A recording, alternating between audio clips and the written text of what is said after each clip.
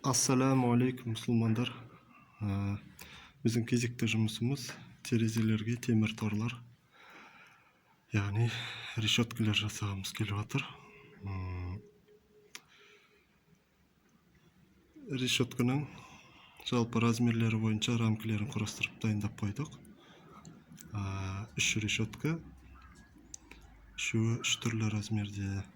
Біріншісі сәл үлкендеу түрі бар. Жалпы рамкасы 20-20 мм профильден құралған. Араларындағы сымдары 10-дық және 8-дік сымды араластырып тоқимыз.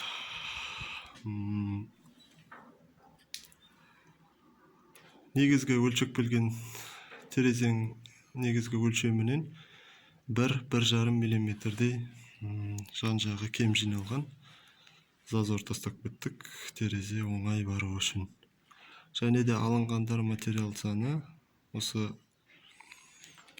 кейін квадрат метрін айтам. Осындай түрлі темір торларға қанша материал кететінін өзіңіз есептеп шығарып алсаңдар болады. Біздің кезекте 3-6 метрлік профильді тұрба 20-20 және 10 мм сымнан 11 штук және 8 мм сым 8 штук алдық. Енді соларды пайдаланып темір торлар құрастырамыз. Темір торлардың кезекті жұмыстары ол рамканың ішіне 10 мм қалыңдықтағы сымды ұзынша қылып астынан үстінен дәнекерлейміз.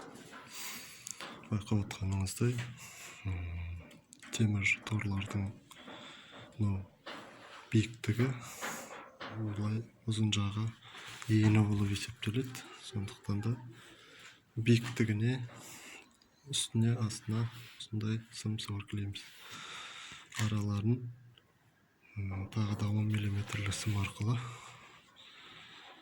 бекітеміз.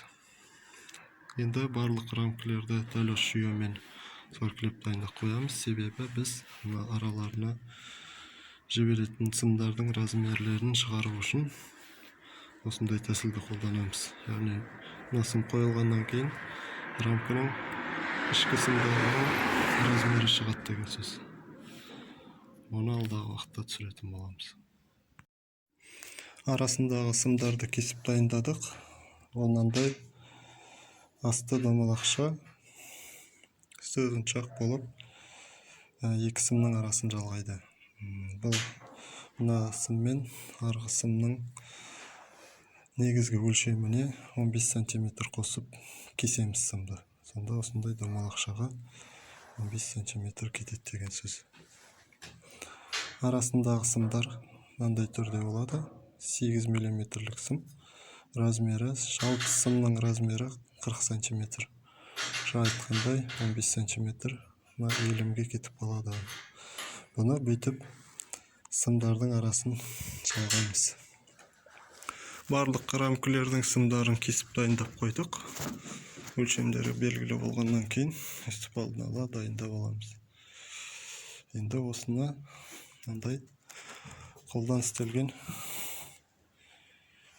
станок есебінде істелген осы арқылы сымды иіп дайындаймыз.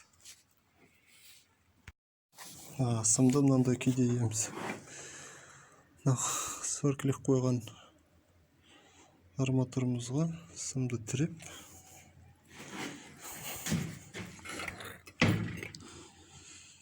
осындай бұйым шығарамыз.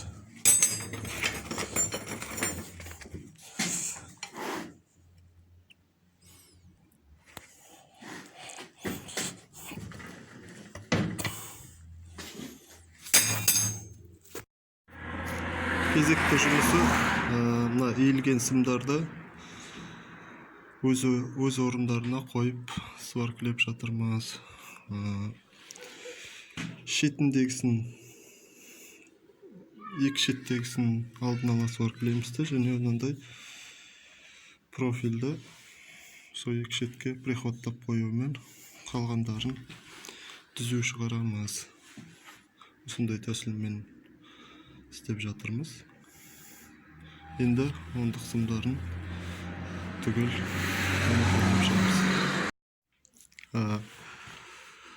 Торлардың ортадағы домалақша ондық сымдарын толығымен дәнекерлеп болдық. Енді арасына 8-дік сымнан әр сымның арасын қосып, осындай жүрекшелерді дәнекерлейміз. Ол да жаңағындай жүйемен профильді түзегілегіш құралы ретінде пайдаланып, қалған сымдарын қоямыз. Сонымен болгарканы, сварканың орындарын тазалаймыз. Бір решетканы бітіреміз. Міне осындай бізде темір торлар пайда болды. Қолдан оп-оңай жасасаңдар болады. Рамкасы 20-20 профиль және ондық сымдар араларында 8-дік сымдармен жалғанған решеткалар. Енді краскілейміз. Сонымен темір торларымыз дайын болады. Темір торларымызды қоңыр түске боядық. Мынандай түр шықты. Астыңғы жағы шеңберленген, төбесі тік түрі бар. Енді осыны қанша материал кеткен өзіміздің есеп бойынша айтып көрейінші. Әуелдегі терезелердің өлшемдерін квадрат метрін шығарып бір-біріне қостық үшеуін. Сонда бізде 6,195 квадрат метр шықты темір торларға. Және де видео басында айтып өткен материал сандары осыған толығымен жетті. 8-дік сым 3-4 метр қосты. Қалған ондық сымдардан кусок қосты. Осынша материалмен өзіңіздің терезелеріңізді өлшесеңдер болады.